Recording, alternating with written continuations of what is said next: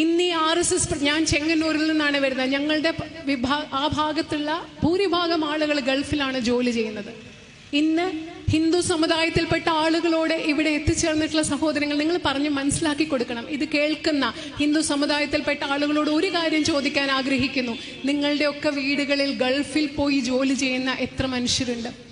ഒരു പക്ഷേ ഗൾഫ് രാജ്യങ്ങളിൽ നിന്ന് കിട്ടുന്ന പൈസ കൊണ്ടും വിദേശ രാജ്യങ്ങളിൽ നിന്ന് കിട്ടുന്ന പൈസ കൊണ്ടുമാണ് ഇന്ന് വർഗീയത പറഞ്ഞ് കൊല്ലാൻ ശ്രമിക്കുന്ന പല ആളുകളുടെയും വീടുകൾ മുൻപോട്ട് പോകുന്നതെന്നുള്ള യാഥാർത്ഥ്യം മനസ്സിലാക്കണം.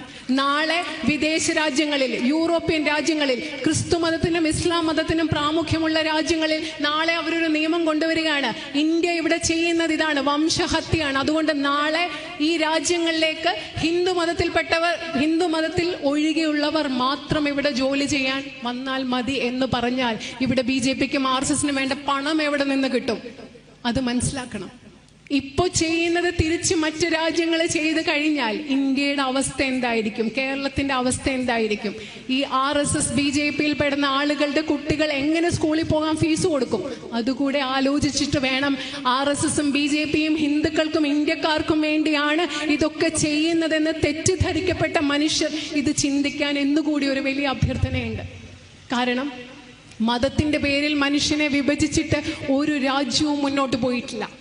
മതത്തിന്റെ പേരിൽ രാഷ്ട്രമുണ്ടായാൽ ആ രാഷ്ട്രം വലിയ പുരോഗതി പ്രാപിക്കും എന്നതിനൊരു ചരിത്രമില്ല. അങ്ങനെയാണെങ്കിൽ മതരാഷ്ട്രമായി മാറിയ പാകിസ്ഥാൻ എന്തുകൊണ്ടാണ് 1971 വിഭജിച്ച് അവിടെ നിന്ന് ബംഗ്ലാദേശ് ഉണ്ടായത്? ഇത്രയും മതങ്ങൾ ഒരുമിച്ച് പോകുന്ന ഇന്ത്യ എന്തുകൊണ്ടാണ് ഇത്രയും വർഷങ്ങൾ കൊണ്ട് വളർന്ന് ഈ BJP ഗവൺമെന്റ് അധികാരത്തിൽ വരുന്നതിന് മുമ്പ് വരെ ഈ രാജ്യത്തെ ഏറ്റവും വലിയ സാമ്പത്തിക ശക്തിയായിട്ട് മാറിയത്? അതുകൊണ്ട് ഒരിക്കലും മതമല്ല, മതത്തിനുപരിയായി മനുഷ്യനെ ഒരുമിപ്പിക്കുന്ന ധാരാളം ഘടകങ്ങളുണ്ട്. ഇന്ത്യക്ക് ഇന്ത്യയായി നിലനിൽക്കണമെങ്കിൽ ഇവിടെ എല്ലാ മതങ്ങളിലും പെട്ട ആളുകൾ ഒരുമിച്ച് നിന്നേ മതിയാവൂ. ഇന്ത്യയുടെ സാഹോദര്യവും സഹിഷ്ണുതയും നിലനിന്നേ മതിയാവൂ. അല്ലെങ്കിൽ ഇന്ത്യ എന്ന രാജ്യം ഇല്ലാണ്ടായി പോകും. ഇത് BJP RSSന് അറിയാൻ വയ്യാഞ്ഞിട്ടാണ്. ഇവിടുത്തെ കൊച്ചു കുട്ടികൾക്കറിയാം ഇന്ത്യ എന്ന് പറയുമ്പോൾ നാനാത്വത്തിൽ വൈവിധ്യമാണ്, മതേതരത്വമാണ്, ജനാധിപത്യമാണ്. എന്തിനു വേണ്ടിയാണ് ഇവരിത് ശ്രമിക്കുന്നത്? അധികാരം കിട്ടാൻ വേണ്ടി മാത്രം. പറയാൻ കൃത്യമായ ഒരു രാഷ്ട്രീയ പ്രത്യയശാസ്ത്രമില്ല.